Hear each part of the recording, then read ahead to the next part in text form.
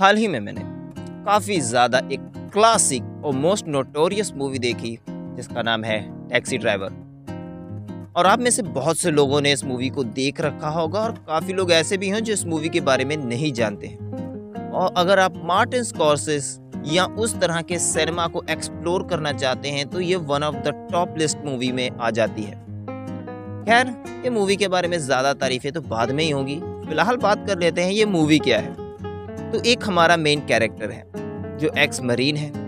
Life में बहुत ज़्यादा वो लोनली है, अकेलापन है और उसकी लाइफ का कोई पर्पस नहीं है कि उसको अपनी लाइफ को आगे किस डायरेक्शन में लेके जाना है। उसको नींद नहीं आती, घर पे बैठ के सुकून नहीं मिलता। तो फाइनली वो एक काम ढूंढने की कोशिश करता है जिसके अंदर वो दिन रात अपने आप को ऑक्यूपाई करके रख सके। तो वो डिसाइड करता है कि वो न्यूयॉर्क सिटी के अंदर टैक्सी चलाएगा और दिन रात लगातार वो शिफ्ट लगाता है, बेहतरीन काम करता है और अपने आप को उसके अंदर ऑक्यूपाई रखता है। ओवरऑल वो अपने आप को बिजी रखने की कोशिश करता है। कोई फ्रेंड सर्कल नहीं है, ना कोई ऐसा शख्स है जो घर पे उसका इंतज़ार करे, ना ही कोई प्यार करने वाला। जैसा मैंने कहा, पूरी तरह से एक लोनली इंसान। और जब इंसान के पास कोई पर्पस या एक स्पिरिचुअलिटी या किसी तरह की हैप्पीनेस नहीं होती है तो वो बस एक पत्थर के समान है जो बस इधर उधर लुढ़क रहा है। कोई उसके अंदर ना इमोशंस है ना फीलिंग है। लेकिन फाइनली उसके साथ कुछ ऐसा होता है कि वो अट्रैक्ट टू समवन और वो उसके साथ एक रिलेशन में आने की कोशिश करता है और इवन वो अच्छा ट्राई भी करता है, बात बन जाती है। लेकिन जैसा मैंने कहा कि जब वो इंसानों के बीच में रहा ही नहीं, उसका किसी तरह का कोई इमोशन ही नहीं है, तो उसको नहीं पता कि कैसे ट्रीट करना है, किस तरह की मुझे अपनी बाउंड्री सेट करनी है। तो उसकी गलती की वजह से उसका वो लवेबल पर्सन उसको छोड़ के चला जाता है। अब सडनली ऐसा होता है कि जब वो इस कांड होने के बाद ट्रैवल कर रहा होता है तो वो देखता है कि एक प्रोस्टिट्यूट लड़की है जो टीनेजर है, मुश्किल से 12-13 साल की होगी। उसको ज़बरदस्ती उस काम के अंदर रखा गया है। अब उसका दिमाग वहीं पर फंसा हुआ है क्योंकि उसके पास ना कोई पर्पस था ना ही कोई गोल। तो अब वो वहाँ पर स्टक हो गया है। अब वो कोशिश कर रहा है और ये अपने आप को फिगर आउट करने की कोशिश कर रहा है कि क्या मुझे उस लड़की की हेल्प करनी चाहिए या नहीं। अब बड़ी मेहनत करने के बाद, काफ़ी कुछ सोचने के बाद वो ये डिसाइड करता है कि वो उस लड़की की हेल्प करेगा और उसको इस चीज़ से बाहर निकालने की कोशिश करेगा। इसके बाद भाई वो पूरी कोशिश करता है और उसके लाइफ का वही एक एम बन जाता है कि उसको बस यही एक काम करना है एंड वो ऐसा कर भी देता है। तो बेसिकली ये पूरी मूवी जो बताई जा रही है टैक्सी ड्राइवर, ये बेस्ड है कि कैसे एक लोनली, अलोन, लेस, इमोशनलेस इंसान किस तरह से अपनी लाइफ का एक पर्पस ढूंढता है और उसको आगे बढ़ने में कोशिश करता है। एंड इवन लास्ट में जब वो उस लड़की की हेल्प भी कर देता है, हर तरफ से उसको अप्रिशिएट किया जाता है, तब उसको अपनी लाइफ का ये पर्पस समझ में आता है कि उसको लोगों की हेल्प करनी है।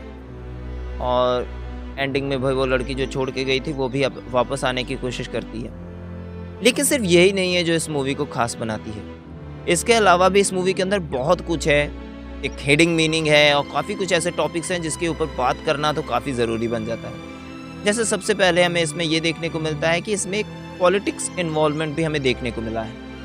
इसके अंदर न्यूयॉर्क गंदा है, सड़कों पे कचरा है, हर तरफ भाई सेक्स वर्कर्स घूम रहे हैं, प्रोस्टिट्यूट चल रहा है, चोरियाँ, मर्डर्स हो रहे हैं, यानी कि वहाँ पर लॉ एंड ऑर्डर नहीं है। इसी के बीच में वहाँ पर अब मेयर का इलेक्शन भी होना है जिस पे वो कह रहे हैं कि भाई हम न्यूयॉर्क को एक बेटर प्लेस बनाएंगे वगैरह वगैरह, और वहाँ पर पॉलिटिक्स का इन्वॉल्वमेंट है। इसके साथ में हमें ये भी देखने को मिल रहा है कि ये अर्ली 70s का टाइम है और वहाँ पर भाई ब्लैक्स पीपल भी अब काफ़ी ज़्यादा इन्वॉल्व है। वो वेल्दी हो रहे हैं, वो काम कर रहे हैं और वो अपने आप को इक्वली ट्रीट करना चाहते हैं जैसे वाइट पीपल है। लेकिन कहीं ना कहीं अभी भी वाइट पीपल्स के मन में वो रेसिज्म फंसा हुआ है।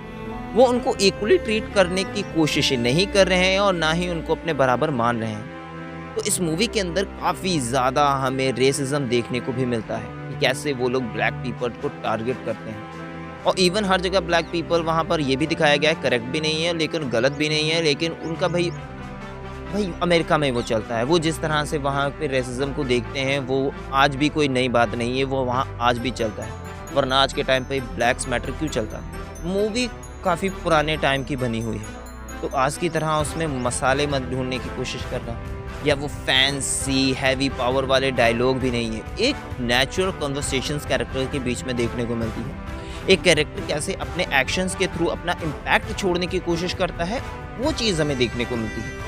और भाई ये one of the most notorious movies के अंदर आती है, तो बेसिक सी बात है कि ये हम लोगों को डिसअपॉइंट तो नहीं करेगी। खैर अगर आप पुरानी मूवीज़ के शौकीन हैं या आप उस तरह की मैन मेड वही डोमिनेंस मूवी देखना पसंद करते हैं, तो ये वन ऑफ द दोस्त मूवी जो आपको काफ़ी ज़्यादा ही सरप्राइज़ करेगी। और जिस तरह से ये एक इंसान के लोनलीनेस के ऊपर फ़ोकस्ड है और दिखाती है कि एक इंसान कैसा हो सकता है, वो भी काफ़ी अच्छा है।